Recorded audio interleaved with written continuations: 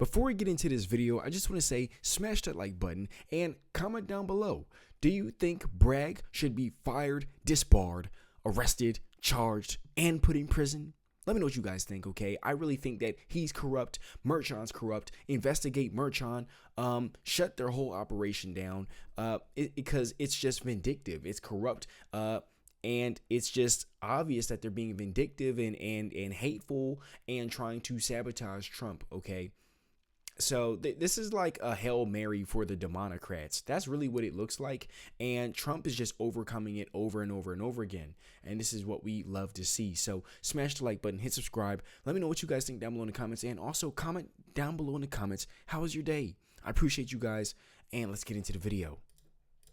You see Donald Trump, he is at Mar-a-Lago there. That means he is going to be appealing virtually to, or appearing virtually tomorrow. We'll get to that in a moment. But on this decision, everyone was waiting to see what it said. Even people in Trump world that I've been talking to were kind of divided on whether or not the Supreme Court was going to take their side. Were you surprised by this? I was surprised it was this close, Caitlin. We were one vote away from the U.S. Supreme Court preventing Donald Trump from getting sentenced by Zoom to nothing. I mean, that would have damaged the Supreme Court's credibility beyond all recognition. And I think the opinion that came down 5-4, letting the sentencing go, I think it was perfectly sound. Basically, the justices in the majority said two things. First of all, they said, what's the harm? You're going to get sentenced to 0. You can do it by Zoom. You can roll out of bed and do it. And second of all, you do maybe have substantial issues. I think he has substantial issues on appeal, but you can handle them through the full appeal process that will follow your sentencing. They're saying you don't need to do this right now. There are normal channels to handle this through, but Trump just doesn't want it to happen before he becomes president. And you know what's maybe ironic about it? Trump actually gets a benefit by being sentenced tomorrow, which is once that sentencing is over, as of tomorrow morning, then he can take his full appeals. He can go up the New York courts of appeals. He can go maybe to the U.S. Supreme Court and say the charge against me was unconstitutional, which I think it may be. He can say that the jury was not properly instructed. But if he had gotten his way, if he was not sentenced tomorrow, he would not have been able to appeal. That would have been it. So this sentence would have sort of died in netherworld. Well, and part of their argument had been that it was going to be too tough for him to get sentenced tomorrow, that he couldn't show up to the sentencing in New York. The justices made a point, the 5 who ruled that this could happen, and said that it was relatively insubstantial in light of what the court is saying that they're going to do, which is to impose that sentence of unconditional discharge.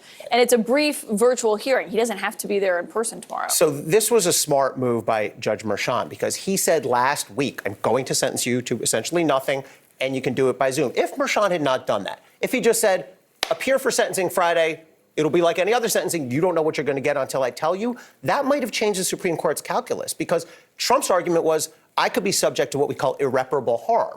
And if Trump was able to say, I don't know, maybe this guy's going to try to lock me up. Maybe he's going to impose some serious penalty. Maybe I don't have the time as president-elect to travel to New York and sit in a courtroom and go through security. Instead, Merchan absolutely minimized that. Okay, so he appears virtually via, I'll call it Zoom. I don't even know what it is for the court system.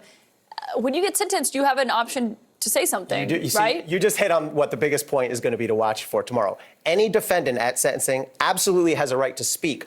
Almost always they do. So Trump might say, I have nothing to say, Your Honor, or he might give us a rant. I mean, I would bet on that because, look, he's got nothing to lose. He knows he's getting sentenced to nothing. So even watch if he speaks before the sentencing and goes off on the judge, which he does and did tonight, that won't change how Merchan sentences him? Well, Merchan left himself a tiny bit of wiggle room, right? He didn't say, I promise I will sentence you. He said, I intend to sentence you. But I think it would take an awfully lot to push Merchan from sentence you to unconditional discharge to lashing out with a sentence. Gorsuch, Kavanaugh, Roberts, Alito. They were willing to stop this. Make that argument. Their argument would be, as a purely procedural matter, Trump was still in the process of appealing based on immunity, right? We got the immunity ruling 6 months ago. And if you look at a certain way procedurally, while you're appealing on immunity as a defendant, you're entitled to a complete stay, meaning no trial, no sentencing, no nothing. But the majority, and again, Amy Coney Barrett and John Roberts joined with the liberals, said, but if there's no harm, there's no harm. And that's really what carried the day here. So this news, and then right after that, it came down the effort to keep the special counsel's report away from public view. Also, Trump lost on that. They can still appeal it. We'll see what happens. And we're going to see, I'll spoil that one. We're going to see those reports eventually. Okay, well, we might see you. So there you have it, guys. really interesting stuff there. And prayers out to President Trump. I think that, Trump has a very strong legal team, and I think that he definitely will find a way through this. It is looking dicey. That's my own personal thoughts about it, but I definitely believe Trump will overcome. I mean, he's come too far to lose, too far to fall short, and to fail. Okay, this man literally got shot in the ear. He's been getting sued to Kingdom Come, and it's just been a wild ride.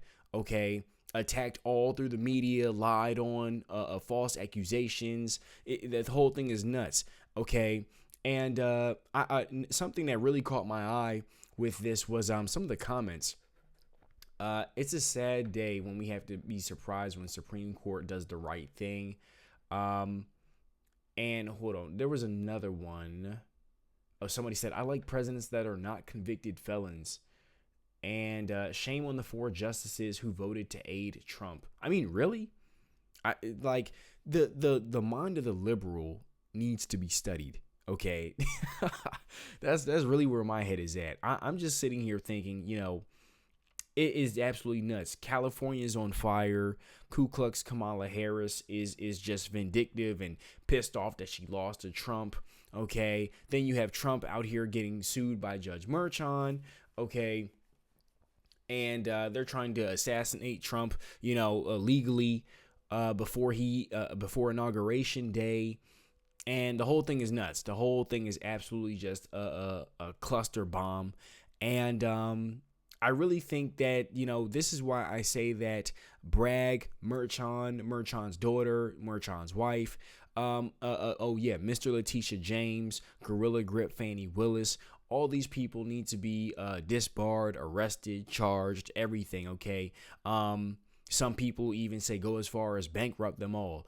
Let me know what you guys think down below in the comments. I really think that the stuff that they've been doing to him is just, it shows their true colors, and it shows how their primary focus is not the bettering of America. It's not the healing of America. I mean, look at how they treat their own cities. California is on fire. Immigrants are running rampant through New York City, slashing people in the neck, setting people on fire. Then they just forced all the people into the subways. I mean, that's not the smartest decision if you ask me, but I digress.